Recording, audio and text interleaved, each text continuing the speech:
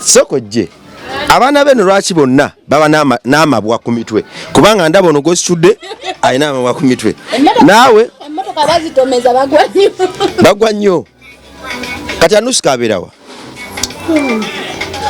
maama Anusika aliwa gwe muganda wange era nga bulaba embeera maama Anusika soko je Anusika ebintu byaffe byonna abyonoonye era tuze wano kusaba lukusa mutwala ku poliisi tuzika bamusibemu nsobola ntya okuwogera ne star nenirabira okwebaza maama Samali Sekabembe, maama Jack Mirembe, maama Sophie, mukyala Debra, maama Jenny, Jaja Alice, Asha.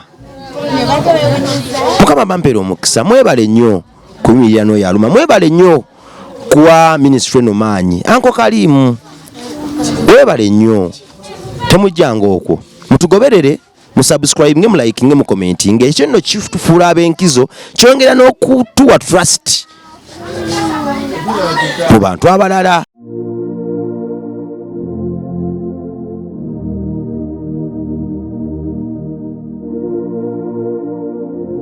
Senior citizen Saalongo Sebaawo ku Munyonyo Fitness Sport Charis ngena mukuleetera wansuubiza era wampa ekyamagero mbadde nsaba kitandike na Charis mu academy.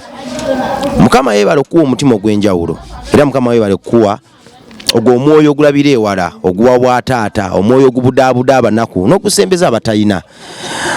Gwe munnange angoberera eyandyegombye okwambala nga bwe nnyambadde obukonfiira obw'ebbeeyi t-shirt ezitenkanika mu material w'ekika ekyawaggulu weeyune AK Fashions oba Ekalimu Fashions awo kunabukeera abo no baava ne bagamba nti labongo tukulaba olina ettafaali ly'oteeka ku nsi yaffe zino nali sikimanyi nti ndi wa mugaso bwentyo basooka okumbulya nti ndi wa mugaso baava ne bagamba nti olw'ettafaali ly'oteeka ku nsi yaffe katuveeyo tukwambaze yandiyagadde okunyuma yandiyagadde okuba ow'enjawulo era yandiyagadde okubeerera ddala ow'enkizo gy'otambulira gy'owangaalira ne gy'obeera ndowooza gy'owangaalira era gy'obeera beeyune awo kunabukeera K Fashions banjawulo nnyo ebyambalo byonna ebyekika ekyawaggulu babiyina. Yongera okujjukiza nti bw'omuna ng'alina olususu olutagala olususu olina embeera yonna etakusobozesa kweyagala nakuba confident osobola okweyuna bannaffe aba 7 Stars Beauty World awo ekibuye opposite Prayer Paris abo nabo baava ne baŋŋamba nti metanikulabo nga tukufuula ambasada waffe katukuwe ebizigo olususunyirire abantu bakulabireko era nabo bamanye nti ffe abakyasinze okuba ab'enkizo mu kazannyo k'okunyiriza ensusu z'abantu 7 Stars Beauty World basangibwawo ku Prayer Paris beeyune nabo bantu ba muwendo nnyo ebizigo bya tebidisappointing nga nawe ondaba ndowooza ondaba nzaani bwatunyuzaamu kamera nange nenfaanana ng'omuntu gye nvudde baffeffe abamu wa bulumi nnyo era akwasa ennaku naye baganda bange abo baavaayo ne bagamba nti ffe katukuwe abalala bakulabireko nabo bajje tugenda tuwagira abantu bwe batya abavaayo ne bayimuka ne bawagira abantu abalinganga ffe. Reserve Forest Resort tugende tukyaleyoko kifo kya nkizo nnyo era gwe munnanga ali eyo nga wandiyagadde okukyalako mu ggulu nga tomaze kufa wandigezeewo ku Reserve Forest Resort bali awo Reza balina ebintu bingi ebyenjawulo ekifo kya njawulo era nno buli agendayo bo bagamba nti aba VIP bw'oyingira bw'otyo ofuukirawo VIP paka bw'ofuluma ogenda n'abijjukizo ebyo ebitakoma eby'omuwendo ebiwoomerera ng'omubisi gw'enjuki rooms gwe yandiyagadde okuwummulamu ab'emitwalo amayanja gwe yandiyagadde okola receptions ez'embaga gwe yandiyagadde okuleeta abaana okuwuga n'ebintu ebirala ebyenjawulo beeyune olina party olina meetings conference byonna babiina awo ku Reserve Forest Resort ewa Mr. Robert.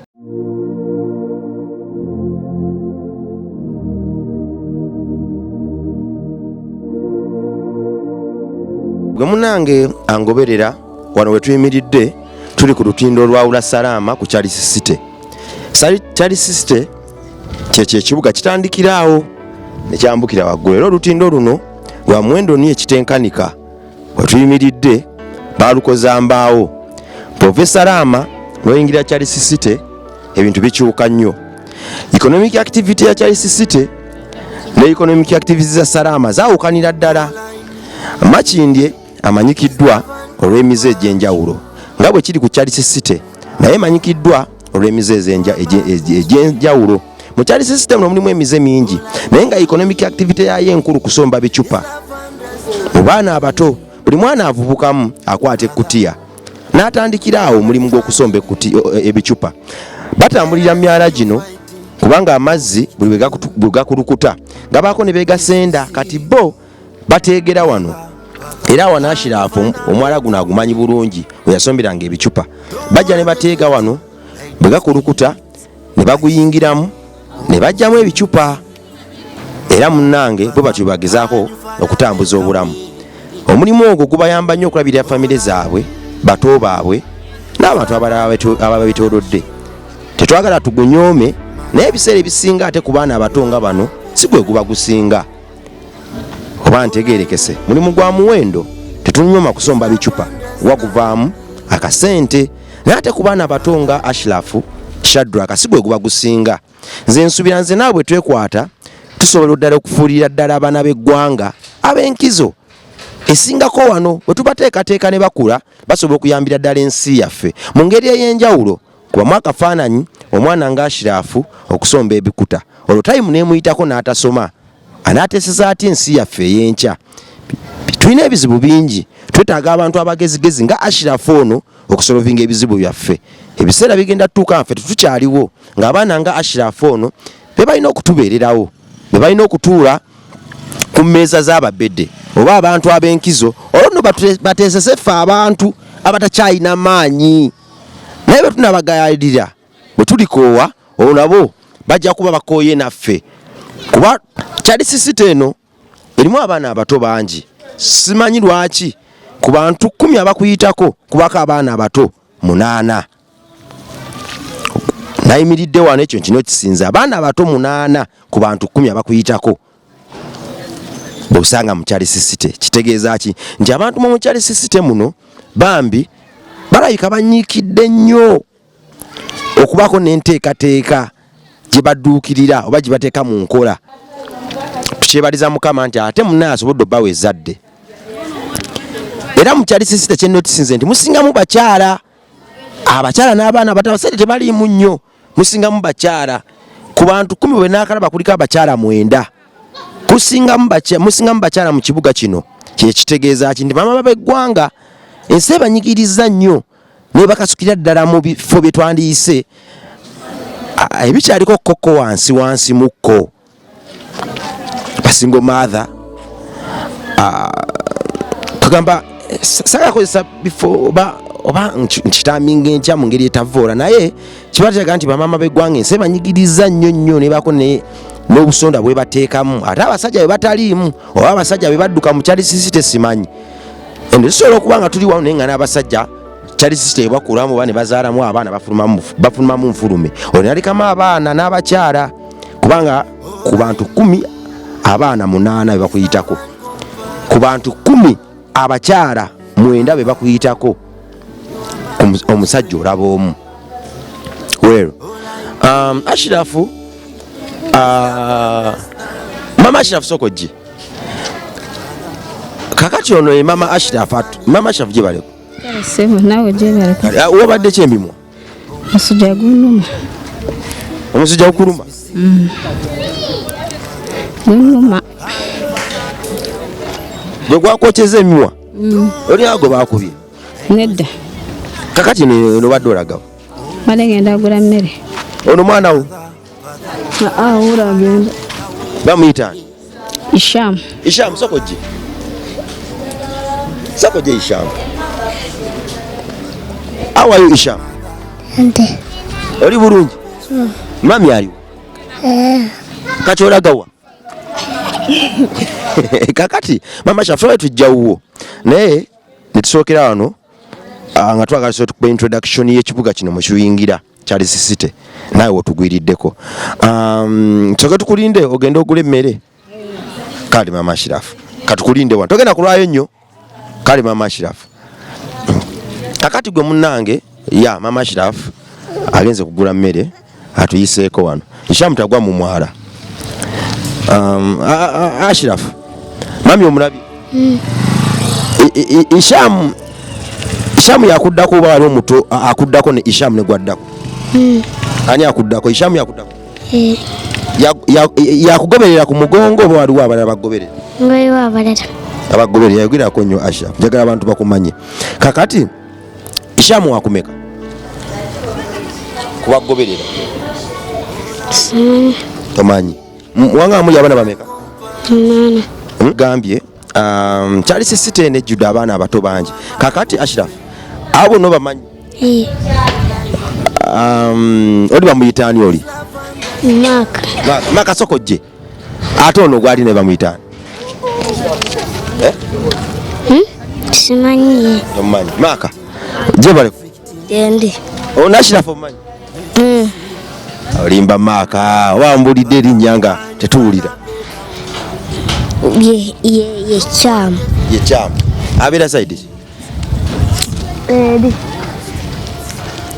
Shinzo mumanyi sebo. Mumuyita chamu eno.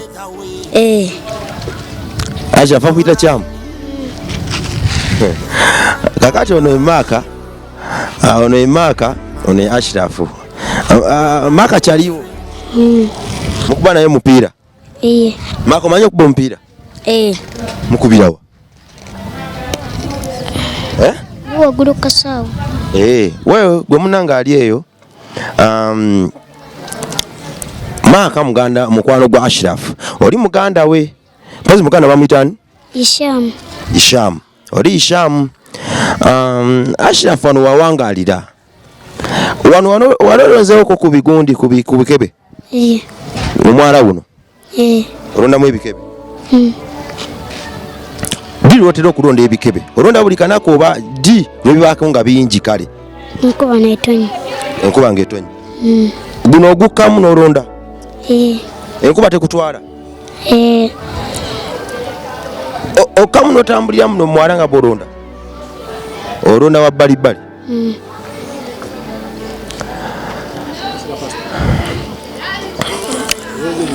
Okay. Tuyongere okulaba Ashirafu wava era tubulire n'emboozi lwaki Ashirafu ku myaka olina emyaka emeka? 10. Ku myaka 10 Ashirafu fenno twamugwako ye salama ng'asomba bicupa. Mwana myaka 10 yanibadde ali ku ssomero yanibadde ali mu nteekateeka ey'enjawulo. Naye ffe twamugwirako ng'akuta ogukutya gunene agwebagaze ku mugongo.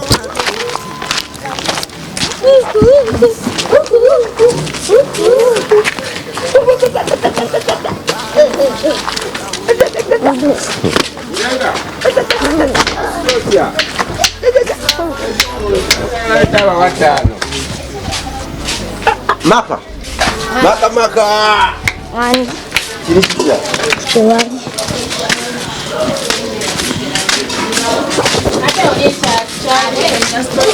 Yewe konyabo. Yegwe Mama Maka. Mama yegwe Mama Maka.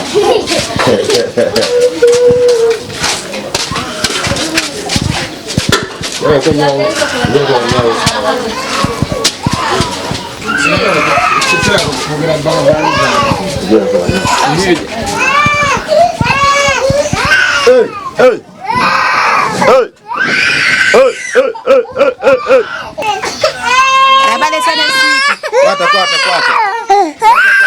Kwata. Kamili.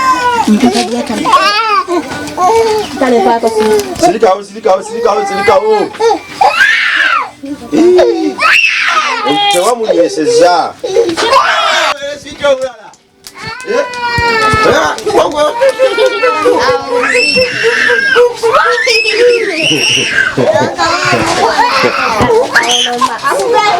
Ya gwe munange angoberera tutuse wano ewa mama Ashraf nate ewabira we wano era ono gwe nsitudde ye mugezi w'okukitundu wano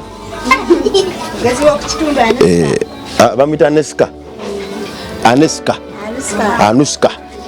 saba Anuska amanyi naye abaana beno nga baba ne gundi soko gye abaana beno lwaki bonna baba n'amabwa ku mitwe kubanga ndaba ono gwesitudde alina amabwa ku mitwe naawe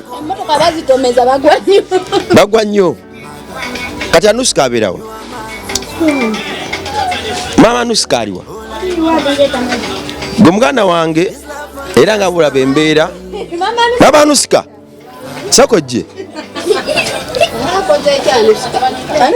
Anuska ebintu byaffe byonna abyonoonye era tuze wano kusaba lukusa mutwala ku poliisi tusika bamusibemu gye baliko mama obulamu bulungi waawo jasi Anuska ono musaze ku mwala era abadde jasi njize wano okukyalira mukwano gwange oyo ne mugwako nja kujja nkukyalireko lumu tunimyemu mbulire lwaki Anuska yakufaanana nnyo weewaawo mukama akuwa omusa Anuska akuwadde ku switi Anuska nga mugezi Anuska muwadde buswiti bubiri ne mga kano katwalire mami kano okalye Anuska akuwadde mwana mugezi bambi kale mama Anuska katugende ew'omuntu waffe gwe tuzokyalira tunyumyemukko ate ono yandi naye ya Anuska gye baliko Anuska Kalingo maka nawe kakuyita banno manya nickname ye Kalingo lwaki omuyita Kalingo nze dye muyita gwani bapita Kalingo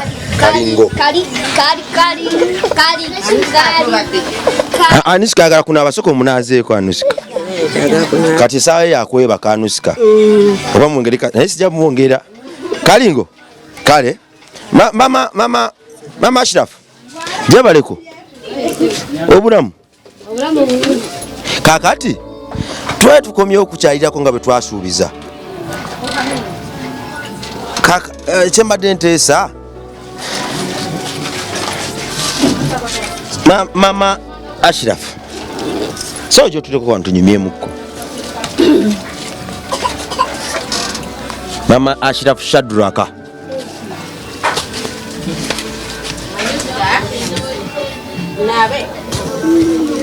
entebe yo nga ya mulembe kakati mama Ashraf tusonyiwe okusalako ng'olina byokola babimaze kakati gye baleko kale sebo obulamu bulungi oli wali ogerako mpola abantu banamanga tumuwulira kati twagala oyogereko nnyo ng'omukyala era ow'amaanyi omukyala omulungi bw'ayogera kakati ekineewunyisizza effeesi ejjudde amabwa emimwa gijjudde amabwa kiki omusujja gubadde gunuma musujja ogwo omusujja oba bakubye nedda bwe munange nekineewunyisa olw'ekintu kyenzudde Charis sitendo buli muntu gwolaba alina ebbwa n'obwana obutebbwa ebbwa ate nawo neewunyisiza ng'olina ebbwa kyova ngambye oba bakkubye nedda tabankubye musujja gumaze ebbanga ki luyi bwe twajja gwali gukuluma gundumiddemu enaku nga 2 oli lubuto osonyiwa okubuuza nedda toli ate olubuto lumanyi okulwazalwazaamu olinaaba nga Bambi alwala ndaba otuyanira kumukumu enyumba erimu ebbugumu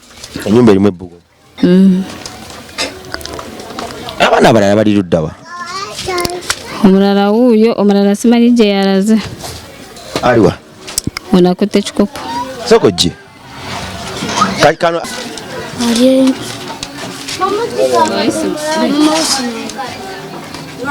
kyokka naye mulwadde omusujja gumuluma soko kankuliremuko bakuyitani Sharif ono gwe bakuyita Sharif oli Ashraf kana akato bakayita kani Ashura bonna otuma ba Sharifu Ashrafu Ashura ate kali bakayitani Isham Waliwo neisima. Neisima.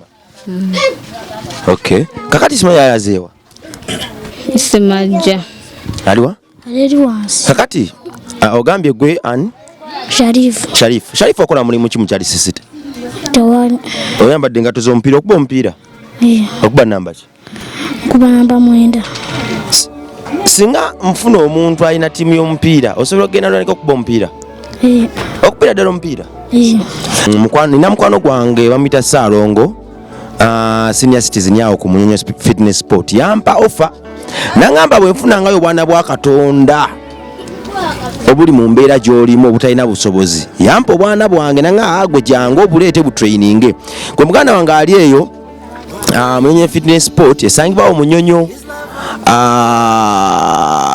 kifo kya byamizannyo, dduyiro n'ebirala. Ate nomukimanyi bulungi nti ebyemizannyo bulamu.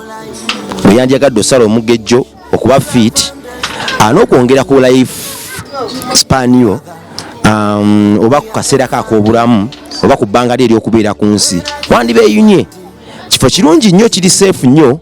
Era no muganda wange oyo taata waffe mukwano gwange ye yaŋŋamba nti Rabongo kikyolagana ne Charity Foundation nze yinza obutatuukawo nambeere neno naye nze kankuwe obwana buno bwofuna obuli talented kambuwe ekisaawe kyabwerere kuba buli lwa mukaaga wabawo akademe okutraininga abaana ba akademe. Tulina akademe yaffe awo bakooki ab'enjawulo abasufu era abagunjufu ekimala okwanolinga abaana baffe. Yampa omukisa, so bwe nkutwala ku Munyonyo Fitness Sport osobola okubira ddala omupiira abantu beewuunya.